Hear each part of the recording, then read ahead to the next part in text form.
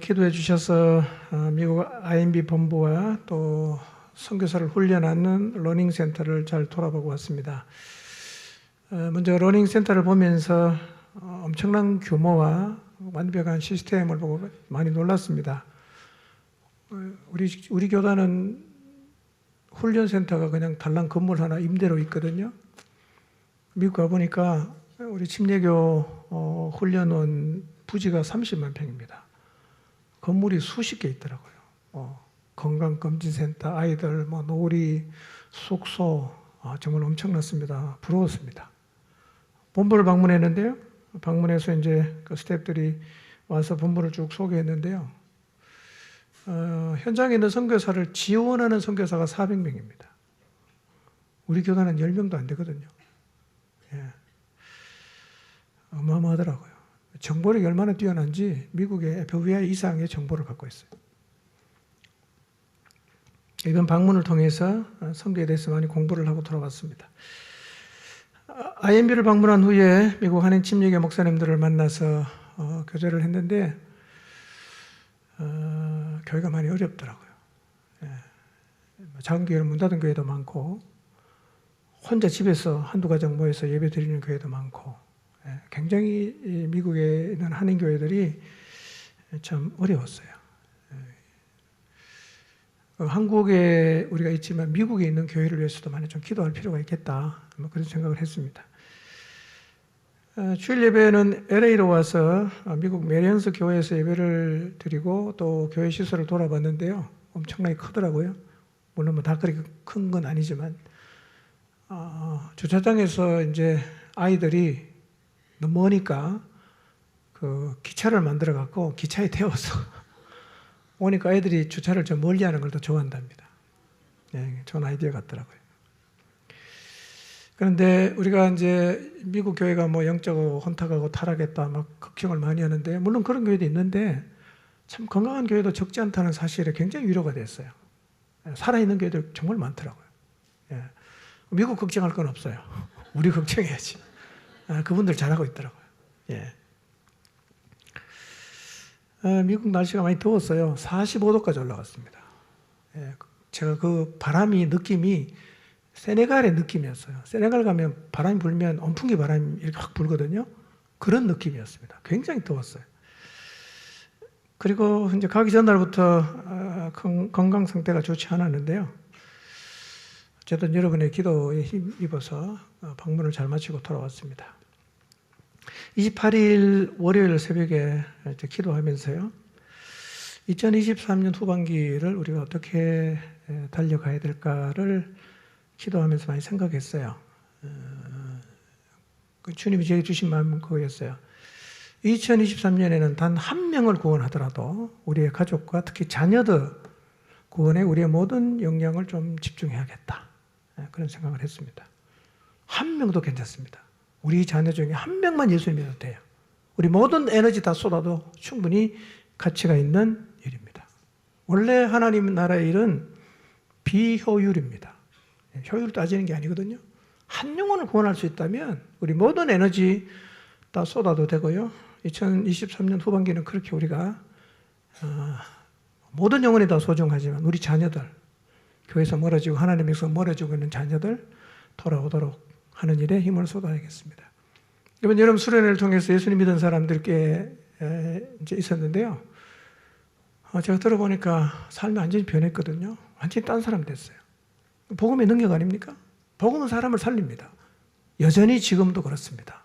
복음의 능력. 이 복음은 모든 사람에게 구원을 주시는 하나님의 능력임을 우리가 믿어야 합니다. 이렇게 이제 다음 세대를 생각하고 기도하던 중에 너무 헌신 예배 때 우리 아이들에게 이렇게 좀 우리 어른들의 사랑을 좀 표현하면 좋겠다라는 생각이 들었어요. 그래서 이제 저는 유년부 헌신 예배가 10일인 줄 알았는데 확인해 보니까 3일이더라고요. 그래서 제가 수요일 날 예배 시간 전에 부랴부랴 전화를 했습니다. 이런 일을 좀 하겠습니다. 그리고 이제 배 목사님이 밴드에 올렸거든요. 24시간도 안 됐는데 150명 이상이 다 자원하셨어요. 150명이 넘었어요. 예, 너무 감사합니다. 여러분이 후원한 돈으로 아직 돈 안 낸 분도 있지만 뭘 살까 고민을 하다가 이제 윤영 부장이 추천해서 과자를 한 박스씩 샀습니다. 여러분이 생각하는 것보다 큽니다. 한 박스씩 줍니다. 숫자가 너무 많아서 조편성을 했어요. 8개 조로 편성했는데요. 밴드에다 올려있으면 확인해 보시고 서성대지 마시고 자기 조를 확인하시고 가서 이제 하시면 되는데요. 선물은 현관에서 행정사무실 가는 쪽에 이렇게 쌓아둘 거거든요. 자기 이름 적힌 선물을 갖고 옆에 두고 예배 드리다가 중간에 제가 가십시오 하면 그때 가시면 됩니다. 교사들이 좀 도와주시길 바라고요. 그냥 뭐 상투적으로 영혼 없이 하지 마시고 정말 사랑하는 마음으로, 결국은 세월이 가면 우리는 다 사라지지 않습니까? 걔네들이 주역입니다. 걔네들이. 저는 세월이 많이 흐른 다음에 이 날을 아이들이 좀 기억할 수 있을 정도로 여러분이 따뜻한 사랑으로 또 믿음으로 그들을 축복해 주시고 또 안아주시고 기도해 주시기를 바랍니다. 평생 잊을 수 없는 좋은 추억을 여러분이 만들어 주시기 바랍니다. 예. 영혼 없이 주지 마시고 정말 기도 많이 하고요. 전심으로 기도해 주시기를 바랍니다. 그리고 이 가을에 우리의 자녀들이 하나님께로 돌아오는 놀라운 역사가 있도록 계속 힘을 모아주시기를 바랍니다. 지난 8월 20일 주일 예배 때 에서와 달리 약속의 땅을 떠나지 않고 그 땅에 뿌리를 내렸던 야곱의 복잡한 가정사를 살펴보았습니다. 4배에서 태어난 아이들이 서로 굉장히 좀 복잡했지만 놀랍게도 그 와중에서도 하나님의 뜻이 이루어지고 있다는 사실도 우리가 확인을 했습니다. 야곱은 자기가 사랑하는 아내에게서 태어났기도 하지만 어머니가 일찍 죽었으니까 요셉과 베냐민에게 특별히 마음이 많이 갔겠죠. 편애했습니다. 채소옷을 입혔는데요. 형들은 그런 요셉을 너무 미워합니다. 샬롬이라고 인사조차 할 수 없을 정도로 요셉과 형들의 관계가 나빠졌어요. 우리는 이 상황을 통해서 편애는 사랑이 아니라는 걸 확인했습니다. 편애할수록 미움받습니다. 그건 사랑이 아니에요. 여러분의 자녀를 똑같이 사랑해야 된다는 거 다시 기억하시기 바랍니다. 자, 그런 와중에 요셉이 꿈을 꿨죠.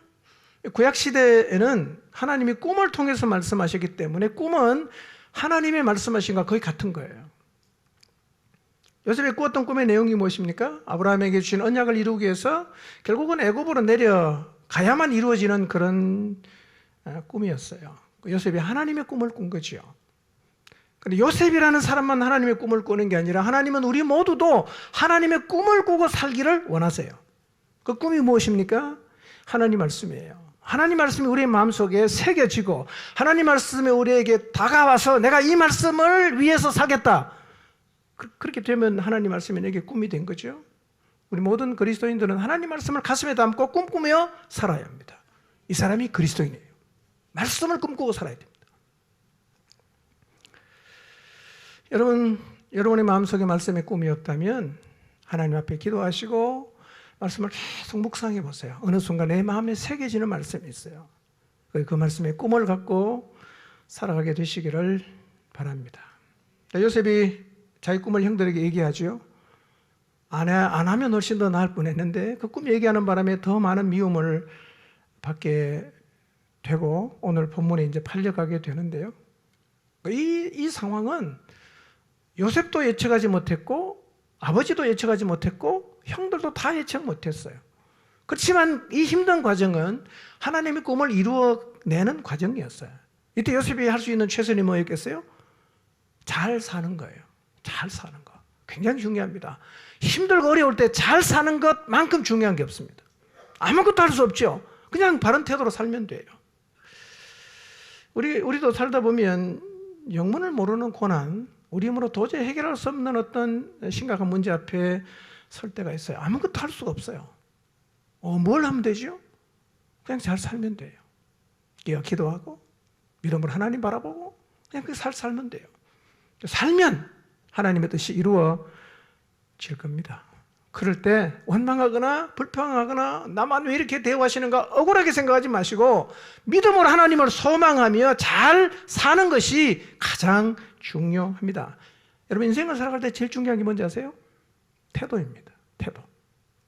자, 오늘 37장 12절 이후의 말씀을 통해서 어떤 태도를 가져야 되는가를 계속 좀 생각을 해볼 텐데요. 자, 먼저 설교 제목 같이 한번 읽어보겠습니다. 시작.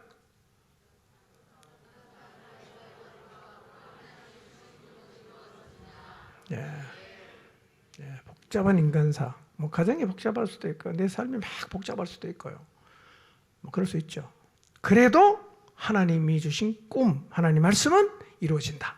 이걸 꼭 기억하시기를 바랍니다.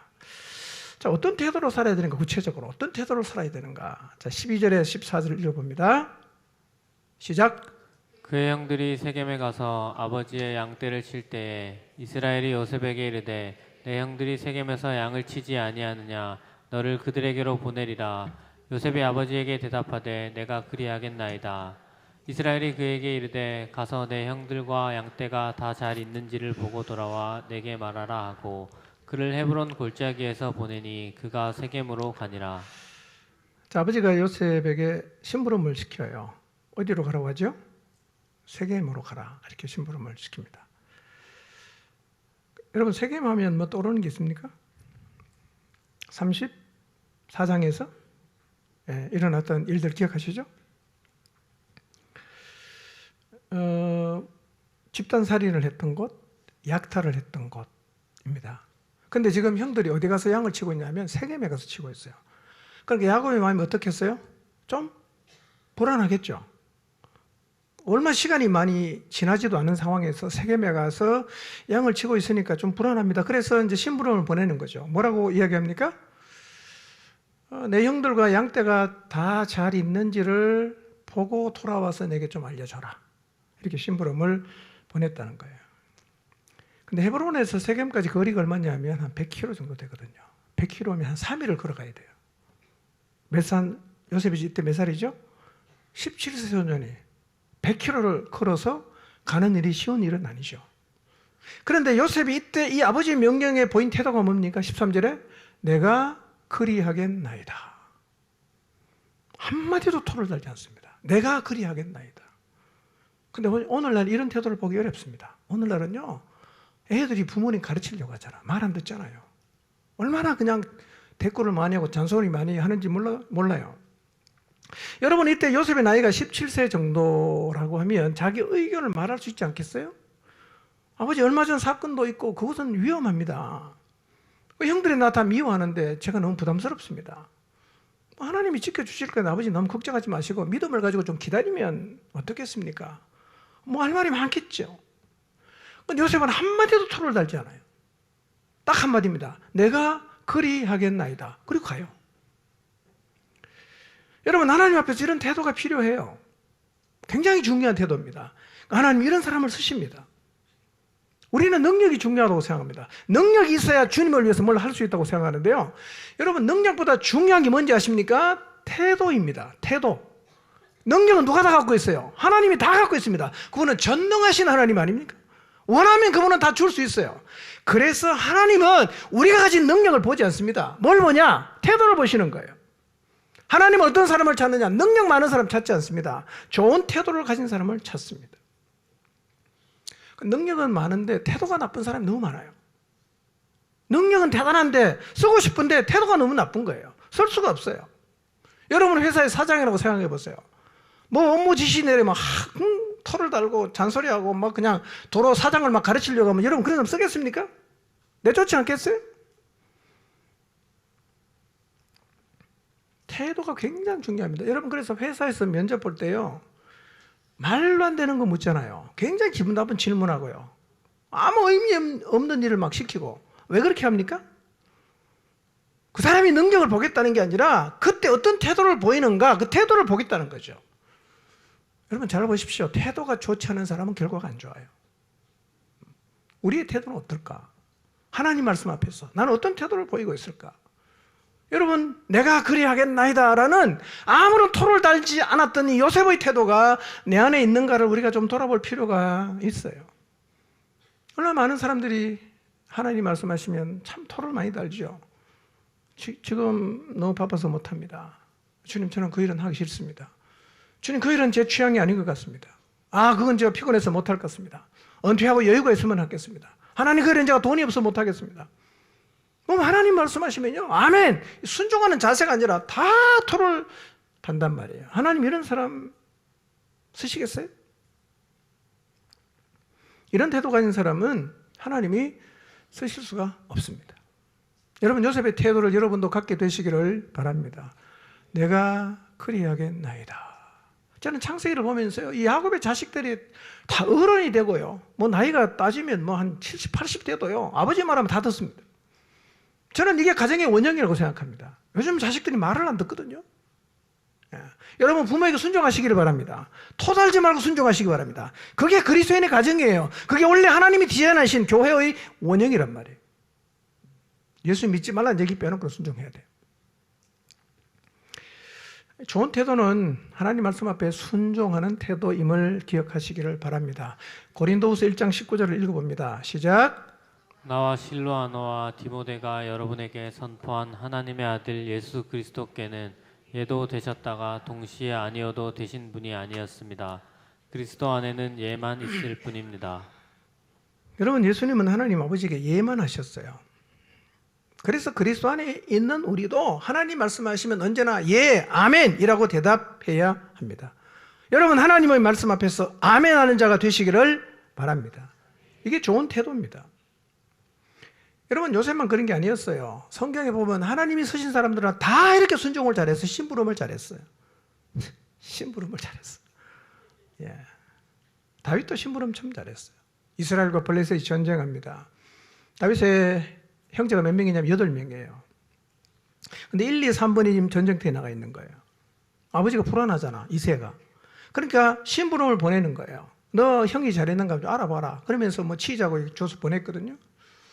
다윗의 입장에서는 충분히 아버지에게 항의할 수 있죠. 왜 그렇습니까?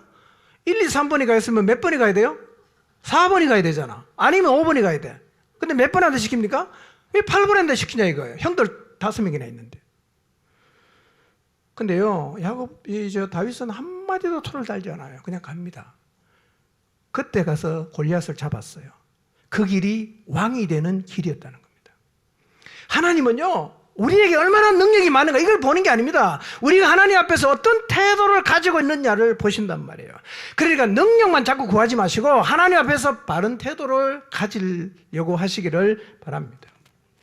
바른 태도가 중요합니다. 이사야 선지자도 좋은 태도를 갖고 있었거든요. 이사야 6장 8절 한번 볼까요? 시작. 그때 나는 주님께서 말씀하시는 음성을 들었다. 내가 누구를 보낼까? 누가 우리를 대신하여 갈 것인가? 내가 아뢰었다. 제가 여기 있습니다. 저를 보내어 주십시오. 하나님 말씀하셨어요. 내가 누구를 보낼까? 누가 우리를 대신하여 갈 것인가? 그렇게 주님 말씀하셨어요. 이사야가 뭐라고 대답합니까? 주님, 제가 여기 있습니다. 저를 보내주십시오. 라고 대답했어요.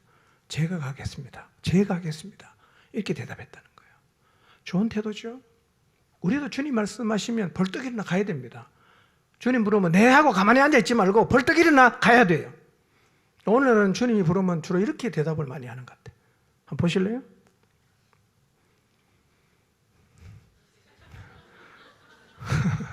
이렇게 말해요. 주님, 제가 여기 있습니다. 지혜를 보내십시오. 이렇게 말한다는 거예요. 누가 가야 됩니까? 내가 가야 됩니다. 주님 말씀하시면 내가 가야죠. 우리가 가야 하는 길에 결박과 환란이 있다. 가야 됩니까? 안 가야 됩니까? 가야 됩니다. 결박이 있고 환란이 있어도 가야 됩니다. 그런데 우리는 하나님의 뜻과 꿈을 이루어 가야 하는 치열한 삶의 현장 앞에서 주님의 부르심을 받았을 때 우리는 어떤 태도를 보이고 있을까요? 주님, 제가 여기 있습니다. 저를 보내주십시오. 이렇게 대답을 하는가? 아니면 죄를 보내라고 얘기하는가? 아니면 이런저런 핑계를 대면서 가지 않고 그냥 계속 주저앉아 있는가? 여러분, 그럭저럭 능력은 갖고 있지만 태도가 준비되지 않았기 때문에 하나님이 쓸 수 없는 사람은 아닌지를 돌아볼 필요가 있어요. 자, 우리 모두가 주님 말씀하시면 벌떡 일어나, 말만 하지 말고 일어나 하나님 말씀하시는 곳으로 가게 되시기를 바랍니다. 15절 17절 봅니다. 시작. 어떤 사람이 그를 만난즉 그가 들에서 방황하는지라 그 사람이 그에게 물어 이르되 내가 무엇을 찾느냐 그가 이르되 내가 내 형들을 찾으오니 청하건대 그들이 양치는 곳을 내게 가르쳐 주소서. 그 사람이 이르되 그들이 여기서 떠났느니라. 내가 그들의 말을 들으니 도단으로 가자 하더라 하니라. 요셉이 그의 형들의 뒤를 따라가서 도단에서 그들을 만나니라. 자, 야곱이 요셉의 아버지 심부름으로 어디까지 왔죠? 세겜에 왔어요. 몇 킬로 왔다는 얘기입니까? 100킬로 걸어왔습니다. 세겜에 와서 아무리 찾아봐도 형들이 없어요. 뭐 세겜이 그냥 뭐 창포동만한 건 아니지 않습니까? 그냥 막 돌아다니는 거죠. 여기를 가도 없고 저기를 가도 없어요. 어떻게 할 수 있죠, 이제? 헤브론으로 가도 되잖아요. 아버지한테 가서 아버지 제가 세겜에 가서 다 찾아봤는데 형들이 없습니다. 이렇게 말해도 문제가 없어요. 요셉은 그렇게 하지 않아요. 만약 그때 그냥 돌아갔으면 구덩이에 빠지지 않아도 되거든요. 근데 요셉은 끝까지 찾는 거예요. 계속 그냥 세겜 들에서 방황을 하니까 어떤 사람이 요셉을 보고 묻는 거예요. 저 친구 저렇게 방황하지? 뭘 찾냐고 요셉에게 물었어요. 그때면 요셉이 그 사람한테 얘기합니다. 내가 형들이 여기 양치러 와서 내가 찾으러 왔는데 혹시 아니면 좀 알려달라고. 그 사람이 말합니다. 며칠 전에 떠났다고. 근데 갈 때 아마 도단으로 간다고 얘기했다라고 얘기를 했어요. 여러분, 최선을 다하면요 하나님이 돕는 손길을 만나게 하십니다. 갔다가 뭐 대충 뭐 해보고 안 되면 그냥 집에 가는 게 아니라 하여튼 이 요셉은요 아버지가 자기에게 준 사명을 감당하기 위해서 최선을 다하는 거예요. 그 대충 찾다가 집에 가는 게 아니라 막 그냥 방황하고 하다가 하나님 어떤 사람을 만나기 위해서 도단까지 왔어요. 도단은 세겜에서 한 20km 정도 떨어졌거든요.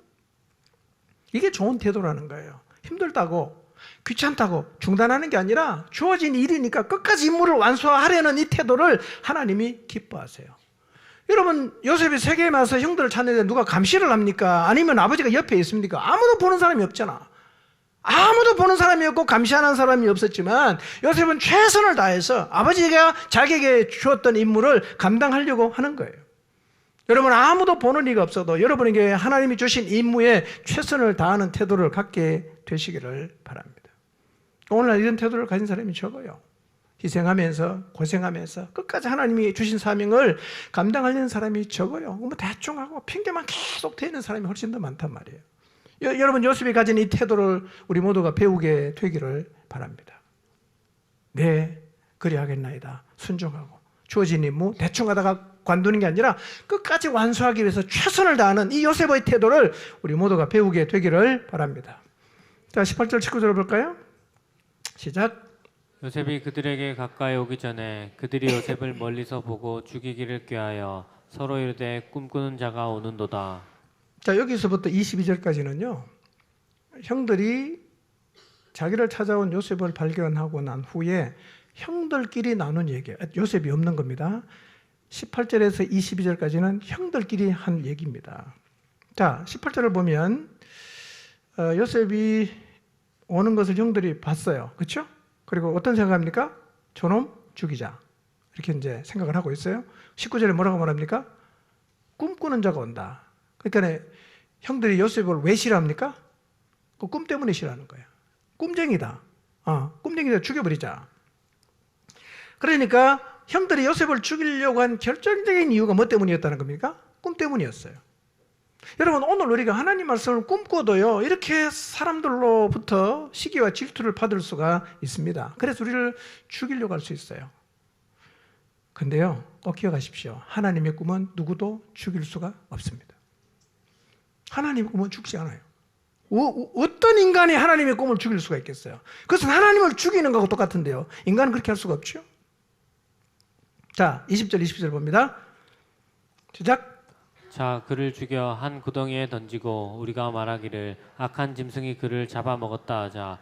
그의 꿈이 어떻게 되는지를 우리가 볼 것이니라 하는지라. 르우벤이 듣고 요셉을 그들의 손에서 구원하려 하여 이르되 우리가 그의 생명은 해치지 말자. 르우벤이 또 그들에게 이르되 피를 흘리지 말라. 그를 광야 그 구덩이에 던지고 손을 그에게 대지 말라 하니 이는 그가 요셉을 그들의 손에서 구출하여 그의 아버지에게로 돌려보내려 함이었더라. 네. 형들은 꿈의 의미를 알아요. 그 꿈이라는 것이 하나님이 말씀하신 거라는 사실을 알기 때문에 형들은 그 요셉의 꿈이 이루어지는 게 너무너무 싫은 거예요. 꿈을 꾸었을 때도 싫지만 실제로 그런 상황이 벌어지는 것을 상상하니까 너무 기분이 나쁜 거예요. 그래서 뭘 죽이려고 합니까? 꿈을 죽이자 이거예요. 저놈을 죽이면 꿈도 죽겠지. 그렇게 해서 요셉을 죽여서 꿈을 없애려고 합니다. 여러분, 근데 어떤 인간이 하나님이 꾸게 하신 꿈을 없앨 수가 있겠어요? 여러분, 우리에게 하나님이 꿈을 꾸게 하셨다면 그것은 누구도 없앨 수가 없습니다. 그래서 하나님의 꿈은 반드시 이루어진다는 사실을 믿으시기를 바랍니다. 근데 문제는 이 형들은 사람을 죽여본 경험이 있는 사람이에요. 세겜에서 한 부족을 집단살인했지 않습니까? 다 약탈을 했던 사람들 아닙니까? 한 번 죽여봤기 때문에요. 두 번 죽이는 게 쉽습니다. 더군다나 한 명 요셉 죽이는 거 일도 아니죠. 형들은 요셉을 어떻게 죽이려고 합니까? 구덩이에 빠뜨려서 죽이려고 하거든요. 여러분, 당시 구덩이는요, 병 모양처럼 생겼어요. 이렇게 돼 있어요. 여기는 빠지면 자기 힘으로는 절대로 못 나옵니다. 여기 어떻게 왔다 갔다 하느냐? 작대기를 꼽아요. 그리고 이 작대기를 타고 올라갔다 내려갔다 하는데 사람을 집어넣고 작대기를 빼면 그 사람은 이제 죽는 겁니다. 끝나는 거예요. 어떤 노력을 해도 자기 힘으로는 나올 수 없는 데가 구덩이에요.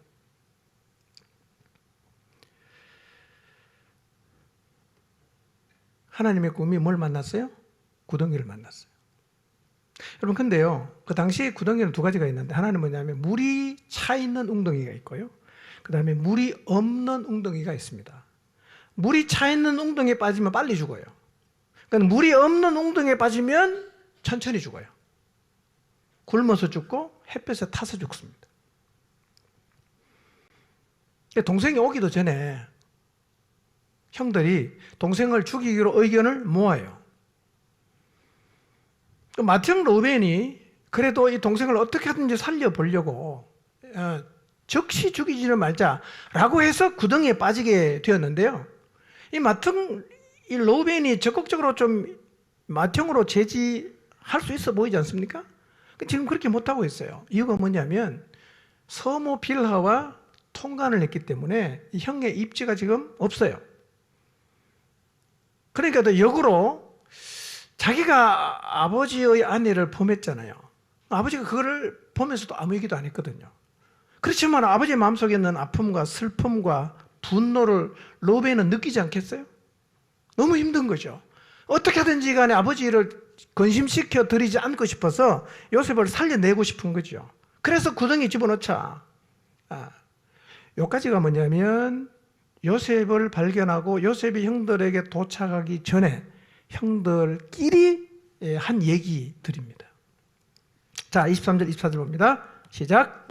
요셉이 형들에게 이르매 그의 형들이 요셉의 옷 곧 그가 입은 채색 옷을 벗기고 그를 잡아 구덩이에 던지니 그 구덩이는 빈 것이라 그 속에 물이 없었더라.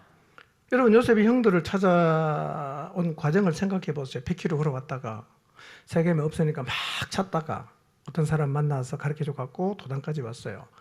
드디어 이제 도단의 형들을 발견했잖아요. 요셉은 굉장히 반갑죠. 야, 드디어 형 찾았다. 그래서 어쩌면 요셉은요, 형의 이름을 막 부르면서 달려왔을 수 있어요. 로벤 형, 시몬 형, 레위 형, 이렇게 부르면서 달려왔을 수 있어요. 그렇게 막 그냥 형을 발견하고 반가워서 달려왔는데 형들은 아주 매정하게 대합니다. 제일 먼저 한 일이 뭐죠? 그렇게 보기 싫었던 채색 옷부터 벗기는 거예요. 그리고 어떻게 합니까? 인정사정 없이 구덩이에 집어 던져버립니다. 이때 요셉이 어떻게 반응했는가가 전혀 기록이 없어요. 그냥 요셉이 그냥 아무 얘기하는 거 빠졌는지 어떻게 했는지 모르겠는데, 근데 성경의 맨 뒤에 42장에 가보면 그때의 일을 요셉이 아니라 형들이 기억을 해요. 이렇게 말하고 있어요. 42장 21절 22절입니다. 시작. 그들이 서로 말하되 우리가 아우의 일로 말미암아 범죄하였도다. 그가 우리에게 애걸할 때에 그 마음의 괴로움을 보고도 듣지 아니하였으므로 이 괴로움이 우리에게 임하도다. 르우벤이 그들에게 대답하여 이르되 내가 너희에게 그 아이에 대하여 죄를 짓지 말라고 하지 아니하였더냐. 그래도 너희가 듣지 아니하였느니라. 그러므로 그의 빚값을 치르게 되었도다 하니. 네. 20년이 지났는데도 형들의 뇌리에는 지워지질 않아요. 무슨 얘기입니까? 20년을 눌려서 사는 거예요. 그 죄 때문에 눌려서 하는 거죠. 그러니까 요셉은 살려달라고 애걸복걸을 했지만 형들이 힘으로 그냥 구덩이 밀어넣어 버렸습니다. 자식을 편애했던 채색옷은 죽음의 옷이 되었어요. 또 하나는 부모님 말씀에 충실하게 순종해도 구덩이에 빠질 수가 있다는 거예요. 과정입니다. 이럴 때 우리는 잘 필요한 게 이 시기를 잘 보내는 겁니다. 이때 우리의 태도가 중요한 거예요. 여러분 좋을 때는 뭐 문제가 없잖아요. 뭐 가족 건강하고 월급 제때 잘 나오고 사업 잘 되고 다 평안하게 살 수 있죠. 진짜 우리의 태도는 언제 나옵니까? 힘들어질 때, 구덩이에 빠질 때, 절망의 자리에 섰을 때 그때 보이는 태도, 그게 중요한 거예요. 그때 중요하단 말이에요. 그런데 감사한 건요, 요셉은 물이 없는 구덩이에 빠집니다. 이 말의 의미는 뭡니까? 시간을 조금 벌 수 있다는 얘기겠죠. 여러분, 하나님이 꾸게 하신 꿈이 있어도 구덩이에 빠질 수 있지만 구덩이는 절대로 끝이 아닙니다.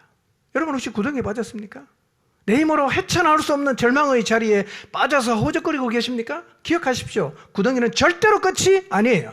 여러분의 마음속에 하나님의 꿈이 살아있다면 어떤 구덩이에 빠져도 우리는 죽지 않습니다. 왜냐하면 하나님은 우리에게 꾸게 하신 꿈을 반드시 이루시기 때문이에요. 자, 5절에서 28절 봅니다. 시작. 그들이 앉아 음식을 먹다가 눈을 들어본즉 한 무리의 이스마엘 사람들이 길르앗에서 오는데 그 낙타들의 향품과 유향과 몰약을 싣고 애굽으로 내려가는지라. 유다가 자기 형제에게 이르되 우리가 우리 동생을 죽이고 그의 피를 덮어둔들 무엇이 유익할까? 자, 그를 이스마엘 사람들에게 팔고 그에게 우리 손을 대지 말자. 그는 우리의 동생이요 우리의 혈육이니라 하매 그의 형제들이 청정하였더라. 그때 미디안 사람 상인들이 지나가고 있는지라. 형들이 요셉을 구덩이에서 끌어올리고 은 20의 그를 이스마엘 사람들에게 팔매 그 상인들이 요셉을 데리고 애굽으로 갔더라. 네, 가장 비정한 모습이 25절에 나와 있어요. 동생을 구덩이에 빠뜨려 놓고 형들이 뭐 하고 있습니까? 밥 먹고 있어요. 아마 그들이 먹고 있는 이 음식 중에는 요셉이 집에서부터 가지고 온 음식도 있었을 거예요.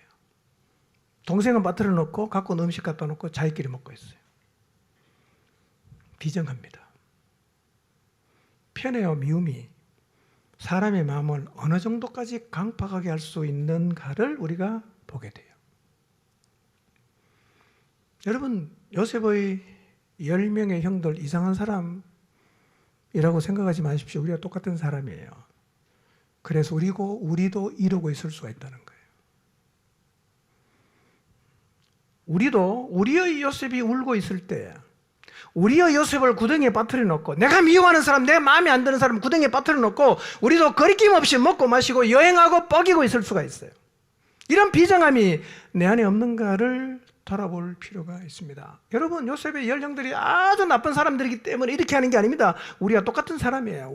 그들이 갖고 있던 비정함을 우리도 가지고 있을 수가 있습니다. 그렇게 행동하고 있을 수 있다는 겁니다. 우리를 돌아봐야 됩니다. 이렇게 음식을 먹다가 보니까 어떤 일이 일어나냐면 저 멀리에 먼지를 일으키면서 오는 한 무리가 있었습니다. 그 사람이 어떤 사람이냐면 상인들이었어요. 상인들은 두 가지가 하는 것이 하나 노예 상인이 있고 하나는 어떤 무역상이 있을 수가 있습니다. 그런데 이스마엘 상인들이었는데요. 그 상인들이 오는 것을 보면서 유다가 넷째잖아요. 이제 동생들을 형제들을 향해서 이렇게 말합니다. 야, 우리가 아무리 밉다고 해도 우리 동생인데 우리가 죽여서 마겠냐? 무슨 유익이 있겠냐? 차라리 저 미디안 상인들이 오니까 팔자. 훨씬 낫지 않겠냐? 돈 때문에 팔자고 한 건 아닌 것 같아요. 살리려고 팔자고 한 것 같아요. 근데 놀랍게 28절에 보니까 이 사람들이 노예상이 아니라 무역상입니다. 만약에 노예상에게 팔려갔더라면 요셉은 포디발 집에 갈 수가 없었을 거예요. 노예상인에게 팔려갔으면 주로 어디로 가겠어요? 농장이나 그냥 노동하는 시장으로 팔려갔겠죠. 근데 거기는 향품과 유향과 모략 같은 고급 물품을 파는 상인들이니까 누구랑 거래하겠어요? 만나는 사람이 다 상류층 사람이에요. 높은 고관 대작들입니다. 그러니 상류층인 보디발의 집에 갔겠죠. 어떤 과정을 통해서 그렇게 된지는 모르지만 애가 똘똘하니까 보디발이 뭐 얘기하다가 우리 집에 팔아라 이렇게 해서 아마 샀을 거예요. 무역상이 지나가지 않았다면 요셉은 죽었어요. 기가 막힌 타이밍이죠. 요셉이 거기 도착해서 그 다음에 구덩이에 갇히고 형들이 밥을 먹는 그 길지 않은 시간에 마침 그때 무역상이 지나간 거예요. 기가 막힌 타이밍입니다. 형들 요셉을 구덩이에서 끌어올립니다. 팔았습니다. 돈 얼마 받았죠? 은 20이에요. 뭐 간단하게 껌값 정도가 아니었습니다. 이 당시에 은 20은요 노동자 2년치 품삯이에요. 그럼 연봉이 5천이면 얼마입니까? 1억이죠. 3천이면 6천만 원입니다. 적은 돈 아닙니다. 그 돈 받고 팔았어요. 이렇게 함으로 요셉은 노예로 팔려갑니다.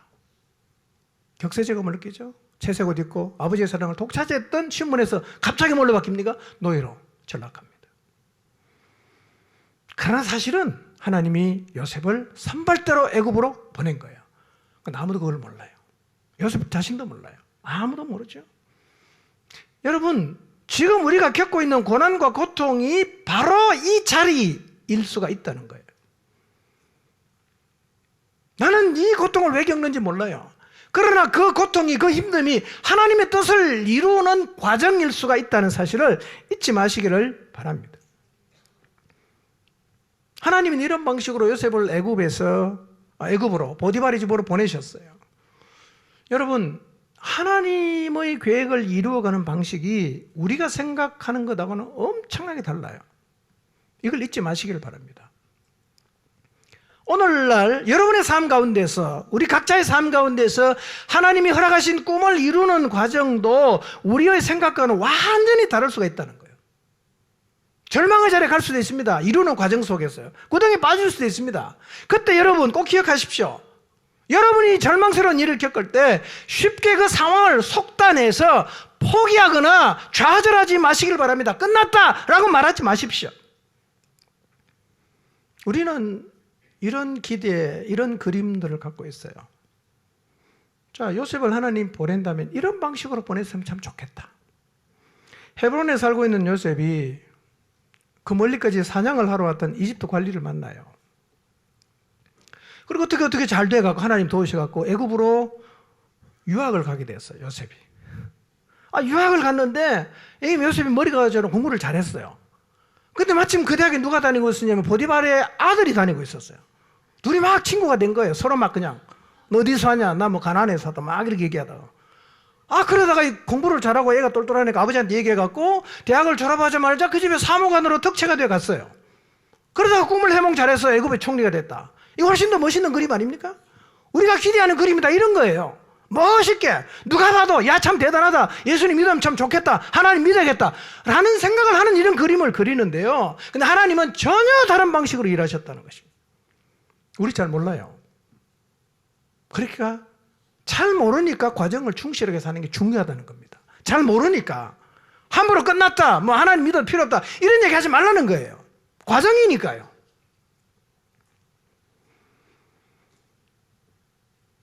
바울이 로마에 가서 복음 전하는 걸 늘 꿈꿨잖아요.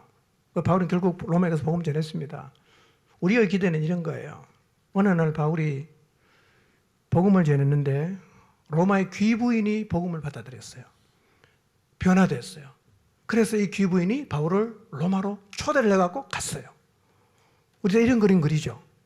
그런데 바울이 어떻게 로마에 갔습니까?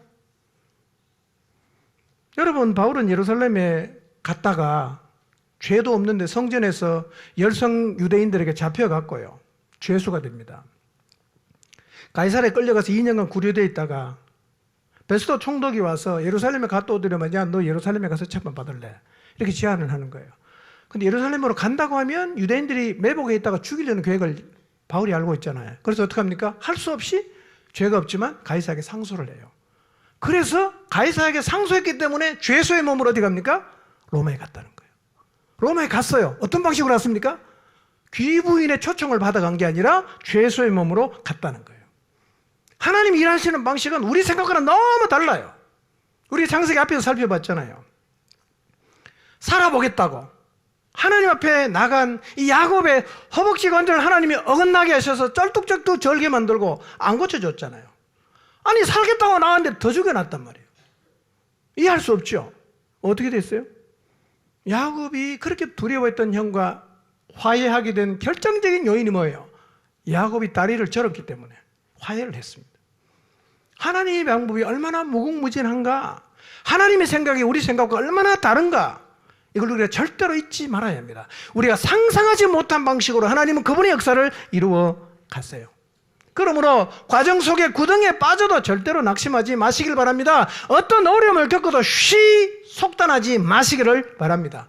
우리의 마음에 하나님이 주신 꿈은 절대로 죽지 않아요. 이 사실을 믿으시기 바랍니다. 29절 30절 봅니다. 시작. 르우벤이 돌아와 구덩이에 이르러 본즉 거기 요셉이 없는지라 옷을 찢고 아우들에게로 되돌아와서 이르되 아이가 없도다. 나는 어디로 갈까? 그 광야에서 어디로 갔는지는 모르지만 담배 피러 갔는지 무슨 도시도 아니잖아요. 하여튼 르우벤이 어디 갔다가 좀 멍하게 앉아있다가 와보니까 누가 없어요? 자기가 살리려고 구덩이에 넣어놨던 동생이 없어진 거예요. 맞으니까요.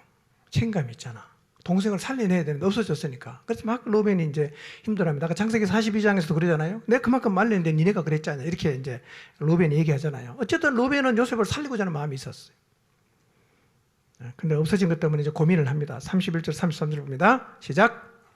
그들이 요셉의 옷을 가져다가 수렴소를 죽여 그 옷을 피에 적시고 그의 채색 옷을 보내어 그의 아버지에게로 가지고 가서 이르기를 우리가 이것을 발견하였으니 아버지의 아들의 옷인가 보소서 하매 아버지가 그것을 알아보고 이르되 내 아들의 옷이라 악한 짐승이 그를 잡아 먹었도다.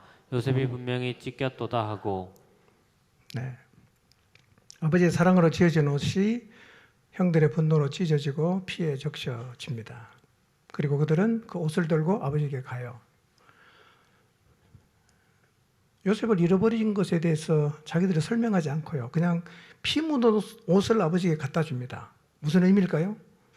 아버지가 판단하라는 거예요. 이게 아버지 아들 옷이 맞는지 보라고. 결국 뭐냐면 사건의 전말을 자기들이 말하지 않고 아버지 스스로 말하게 만든 거죠. 설명하려면 또 거짓말해도 얼마나 괴롭겠어. 그때는 아버지가 어떻게 합니까? 피 묻은 채색 옷을 본 아버지가 판단을 합니다. 악한 짐승이 그를 잡아먹었다. 요셉이 분명히 찢겼다. 그렇게 판단하고 슬퍼하기 시작합니다. 야곱의 아들들이 야곱이 아들들에게 속아요. 자, 근데 야곱이 옷하고 그 다음에 새끼 염소 고기를 가지고 누굴 속였죠? 아버지를 속였죠. 지금 똑같이 야곱이 자기 아들에게 염소하고 옷으로 속아요. 아버지 속일 때 염소 새끼 두 마리 가지고 오고 에서의 옷을 야곱이 입고 갔지 않았습니까? 그렇게 속였어요. 똑같이 속아요. 야곱은 한 번 속였는데요. 야곱은 계속 속아요. 라반에게 속아요. 아들에게 속아요. 이게 인생이에요. 내가 남을 속이면 나도 속게 됩니다. 잊지 마시기 바랍니다. 내가 남을 속이면 나도 속아요. 자, 34절에 36절 봅니다. 시작. 자기의 옷을 찢고 굵은 배로 허리를 묶고 오래도록 그의 아들을 위하여 애통하니 그의 모든 자녀가 위로하되 그가 그 위로를 받지 아니하여 이르되 내가 슬퍼하며 술로 내려가 아들에게로 가리라 하고 그의 아버지가 그를 위하여 울었더라. 그 미디안 사람들은 그를 애굽에서 바로의 신하 친위 대장 보디발에게 팔았더라. 예. 이제 요셉을 없앴어요. 팔았습니다. 형들의 복수가 완성이 됐죠. 누가 이겼어요? 형들이 이겼어요. 요셉의 꿈을 죽였습니다. 아버지도 완벽하게 속았습니다. 그런데 형들이 과연 승리한 걸까요? 형들의 마음속에 평안이 있었을까요? 형들의 마음속에 안식이 있었을까요? 형들의 복수극은 형들의 마음속에 지울 수 없는 죄책을 갖게 합니다. 그들은요, 그날 이후로 조금만 힘든 일이 생기면, 조금만 어려운 일을 만나면 그때 그 일 때문에 하나님이 너를 벌 주신다 라는 죄책에서 헤어나오지를 못하게 되었습니다. 얄미운 동생을 제거하는 데는 성공했지만 심한 죄책감에 시달리고 있어요. 여러분, 복수는 우리에게 쉼을 가져다 주지 않습니다. 복수는 도리어 우리를 죽게 만들어요. 여러분, 가정의 형들과 사이에서 늘 분란을 일으킨 존재가 누구였습니까? 형들이 생각할 때 요셉이잖아. 걔 없애면 가정에 뭐가 와야 됩니까? 평화가 찾아와야 되잖아. 근데 요셉을 제거한 가정에 평화가 왔습니까? 아니에요. 죄책감, 원망, 절망, 슬픔, 이것만 가득해요. 적막하고 무겁고 누구도 말하지 않습니다. 너무너무 힘들어요.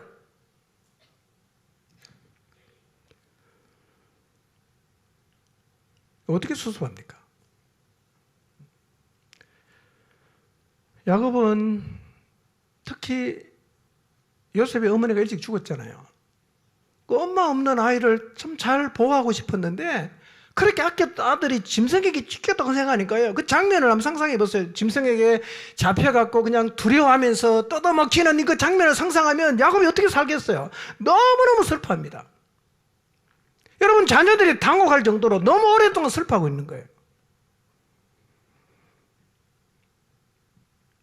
형들이 요셉이 너무 얄미워서 팔아버리긴 했지만 아버지가 이렇게까지 힘들어할 줄은 아마 자기들도 상상을 못했어요. 자녀들이 가서 위로하죠. 근데 여러분, 참 너무 웃기지 않습니까? 누가 그 집에서 야곱을 위로할 수 있어요? 가해자가 어떻게 피해자를 위로합니까?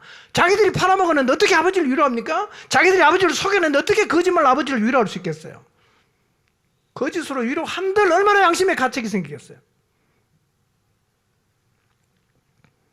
이 일로 야곱 집안 분위기는 너무너무 어두워졌어요.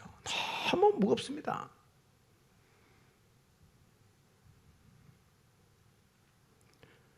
근데 놀라운 사실은 이 침침한 가운데서도 이 복잡한 과정을 통해서도 하나님의 뜻이 이루어지고 있다는 것입니다.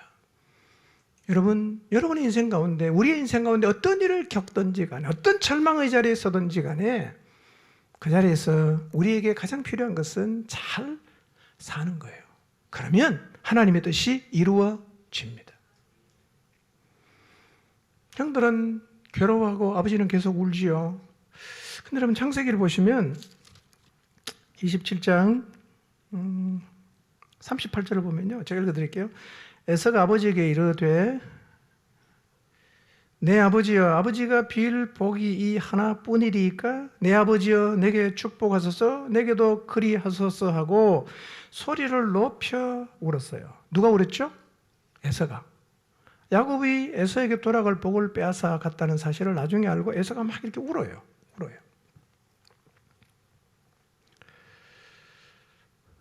야곱이 속여서 형을 소리 높이 울게 만들었잖아. 지금은 야곱이 자식들에게 속아서 피눈물을 오랫동안 흘리고 있어요. 남의 눈에 눈물 나게 만들었더라면 야곱은 자기 눈에 지금 피눈물을 오랫동안 흘리고 있어요. 두렵지 않습니까? 우리가 어떻게 살아야 되냐는 거예요. 약삭빠르게 머리 굴려가면서 남 속여갖고 그렇게 살면요, 뭐 당장은 내가 뭘 얻는 것 같지만 사실은 다 내가 돌려받아요. 가정의 분위기는 뭐 적막감, 슬픔, 죄책감, 뭐 그런 것만 가정의 분위기를 이렇게 무겁게 쫙 가라앉게 만들었죠. 근데 집안 분위기가 그런데요, 장면을 딱 바꾸고 38절을 보세요. 어떤 일이 벌어집니까? 집안은 다 분위기가 가라앉고 슬퍼하고 절망하고 있는데요, 38절에 보면 누가 있냐? 요셉은 살아있어요. 놀라운 반전 아닙니까? 그 집안의 분위기와는 다르게 다 끝났다, 아들 잃어버렸다고 그렇게 슬피 울고 있는데 요셉은 지금 살아있어요. 누구 집에? 보디발의 집에. 무슨 의미입니까? 하나님의 꿈은 죽지 않았다는 거예요. 하나님의 꿈은 죽지 않았어요. 하나님은 계속 그분의 역사, 그분이 꾸게 하신 꿈을 지금도 이루어가고 계세요. 그래서 하나님은 실제로요, 배후에서 일을 하셨어요. 창세기 37장의 내용을 쭉 살펴보면요, 하나님이 기가 막히게 보이지 않지만, 드러나진 않지만 일하신 흔적이 많아요. 첫 번째, 형들이 처음에는 그냥 죽여버리려고 했거든요. 그때 어떻게 합니까? 큰형 르우벤의 마음을 하나님이 움직여서 어디에 빠뜨리게 합니까? 구덩이에 빠뜨리게 합니다. 시간을 버는 거죠. 둘째, 형들이 양을 치고 있는 주변에 구덩이가 있었는데 하필이면 그 구덩이에는 뭐가 없었어요? 물이 없었어요. 물 있는 웅덩이 주변에 양 쳤으면 바로 던져서 죽었을 거 아니에요. 물이 없는 웅덩이였어요. 그래서 구덩이에 빠지긴 했지만 바로 죽진 않았어요. 세 번째, 바로 그때 정말 기가 막힌 타이밍에 누가 지나가요? 미디안 상인이 지나가는 거예요. 그래서 하나님 유다의 마음을 움직여서 우리 동생 죽이지 말고 그냥 팔자. 그렇게 제안하게 하고 형들이 다 청종하고 따랐다. 그렇게 말합니다. 그리고 네 번째는 그곳을 지나가던 상인이 노예상이 아니었다는 게 너무 대단한 겁니다. 노예상이 지나갔으면 아마 어쩌면 요셉은 그렇게 평생 노예로 살게 되었을 텐데요. 그거 물품을 판매하는 무역상이 지나갔기 때문에 처음부터 어디로 갑니까? 보디발 집으로 갈 수가 있었다는 거예요. 그러니까 배후에서 누가 일하고 있어요? 하나님이 일하시는 거예요. 하나님의 계획은 우리가 겪는 상황과 상관이 없이 이루어져 갑니다. 그러므로 구덩이에 던져지더라도 절대로 끝났다고 생각하지 마시기를 바랍니다. 요셉의 꿈은 도단에 있는 물 없는 구덩이에서 시작이 되었습니다. 구덩이에 빠졌습니다. 구덩이에서 건져져서 노예로 팔렸습니다. 그러나 요셉의 꿈은 죽지 않았습니다. 하나님이 우리에게 꾸게 하신 꿈도 절대로 죽지 않는다는 사실을 잊지 마시기를 바랍니다. 여러분, 하나님이 여러분에게 꾸게 하신 꿈이 무엇이는지 한번 생각해 보십시오. 어떤 꿈을 꾸게 하셨습니까? 그 꿈이 반드시 이루어진다는 사실을 믿으시기를 바랍니다. 어떤 일을 겪어도 괜찮아요. 하나님은 하나님이 우리에게 주신 꿈을 반드시 이루어 가실 것입니다.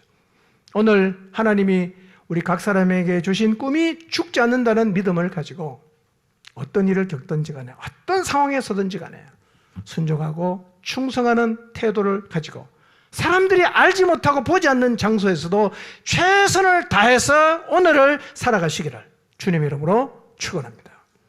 기도하겠습니다.